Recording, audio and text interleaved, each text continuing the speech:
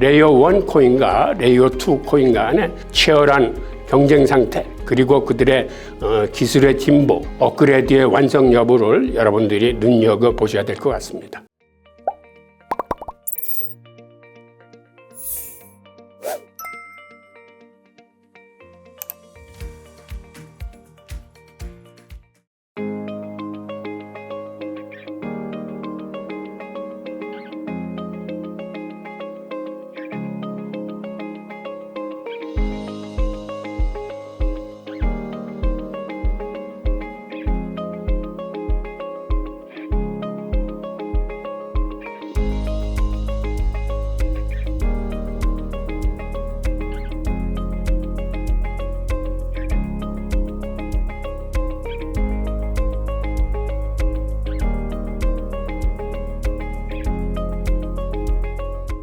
안녕하세요, 홍익희입니다. 오늘은 금주의 가상자산 트렌드 뉴스를 보내드리겠습니다. 말씀드릴 순서는 지금 화면에 보이는 이 순서로 말씀드리겠습니다. 한국에서 비트코인 현물 ETF가 과연 출시될까요? 이것에 대해서 긍정적인 뉴스가 지난주에 나왔습니다. 비트코인 현물 ETF를 검토하기 위해서 우리 금감원장이 미국의 위원장과 만나기로 한 것을 밝혔습니다. 이복형 금융감독원장이 비트코인 현물 상장지수 펀드 등과 관련해 게리 겐슬러 미국 증권거래위원회 위원장과 협의하겠다고 밝혔습니다. 이 원장은 5일 금감원에서 진행한 2024년도 금감원 업무계획에서 가상자산법 안착 등 디지털 금융성장 지원을 하겠다며 이같이 밝혔는데, 그는 가상자산 이슈, 비트코인 현물 ETF 등 눈높이를 맞춰야 될 부분이 있다며 세크가 어떤 속마음을 가지고 있는지 협의할 필요가 있다고 언급했습니다. 그리고 그는 원래는 이달 중에 방미하려고 했는데 그게 여의치 않게 돼서 상반기 중에라도 방문해서 한국 시장의 노력을 설명하고, 그 다음에 미국의 SEC 정책이 전 세계에 미치는 영향이 중요하다라고 본다라고 덧붙였습니다. 그리고 이 원장은 SEC과의 협의를 늦어도 오는 5월까지는 가능할 것이라고 내다봤습니다. 이로써 한국도 비트코인 현물 ETF 출시에 대한 검토에 들어간 걸로 보입니다. 자, 다음 뉴스입니다. 여러분들이 지난해 그토록 사랑했던 솔라나가 이번에 또 멈춰 섰습니다. 사실 암호화폐가 다운이 돼서 멈춰선다는 건 굉장히 큰 일입니다. 그런데 솔라나는 하도 많이 멈춰서서 그런지 전혀 여기에 대한 불이익을 당하지 않고 다시 재가동하면서 오히려 가격이 일부 상승하는 등 큰 타격을 받지 않는 모습을 보이고 있습니다. 솔라나가 282일 만에 다운 현상을 겪었는데요. 솔라나는 지난 2월 6일 25분 이상 블록을 생성하지 않아 거래 활동이 일시 중단됐습니다. 이번 중단으로 순간적으로 가격이 2% 이상 빠지기는 했습니다만은 나중에 복구되면서 다시 가격을 회복했습니다. 우선 솔라나는 가장 큰 무기가 초당 최고 처리 속도 6만 5천 건이라는 이런 빠른 전송 속도를 무기로 내세우고 있는데, 솔라나는 지난 2년간 11번의 네트워크 다운을 겪었습니다. 이에 따라 국내 거래소에서 솔라나뿐 아니라 솔라나 네트워크 기반 위에서 작동하는 가상자산인 스테픈, 레이디움, 액세스 프로토콜 등의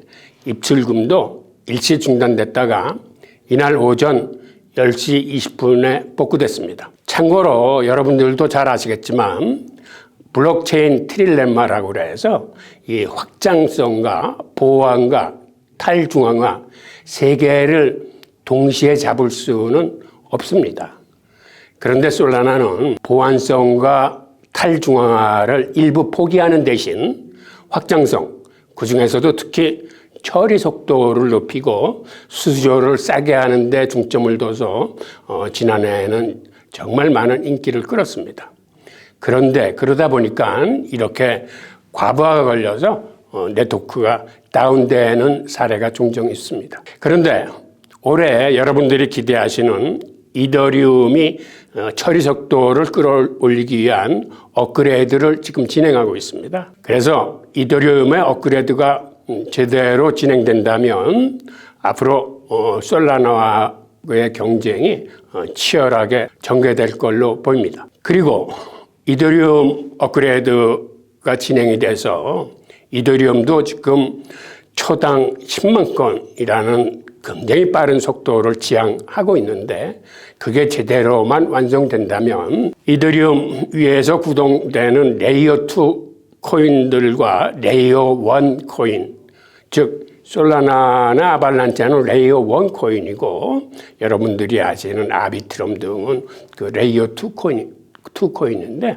이들 간에 올해 치열한 경쟁이 예상됩니다. 특히 레이어 1 코인인 아발란체는 최근에 업그레이드를 초당 10만 건을 하겠다는 계획을 발표해서 올 2분기 중에 이걸 실행하겠다고 그러는데 앞으로 점점 레이어 1 코인과 레이어 2 코인 간의 치열한 경쟁 상태 그리고 그들의 기술의 진보, 업그레이드의 완성 여부를 여러분들이 눈여겨보셔야 될 것 같습니다. 자, 다음 뉴스입니다. 올 하반기부터는 가상자산을 부정거래하면 최대 무기징역을 받을 수도 있습니다. 금융위원회는 오는 7월 19일 가상자산 이용자 보험법 시행을 앞두고 지난달 20일까지 이 시행령과 가상자산 산업 감독 규정에 대한 입법을 예고했습니다. 즉, 이 법의 취지는 가상자산에 관한 시세 조정이나 부정거래, 미공개 정보를 이용한 상업적인 이득 행위는 금지됩니다.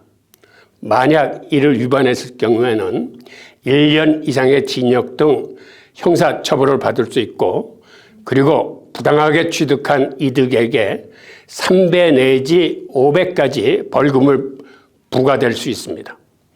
그리고 그 부당 이득액이 50억을 초과할 경우에는 최대 무기징역까지 받을 수 있습니다. 그리고 부당 이득액에 2배 상당하는 과징금도 부과가 됩니다. 즉, 앞으로 이러한 규제를 통해서 가상자산 시장의 법 질서를 확립하고 건전한 거래가 되도록 유도하겠다는 건데 우선 가상자산 거래소 등 사업자는 가상자산 이용자가 가상자산을 매매하기 위해 맡긴 예치금은 은행을 통해 관리해야 합니다.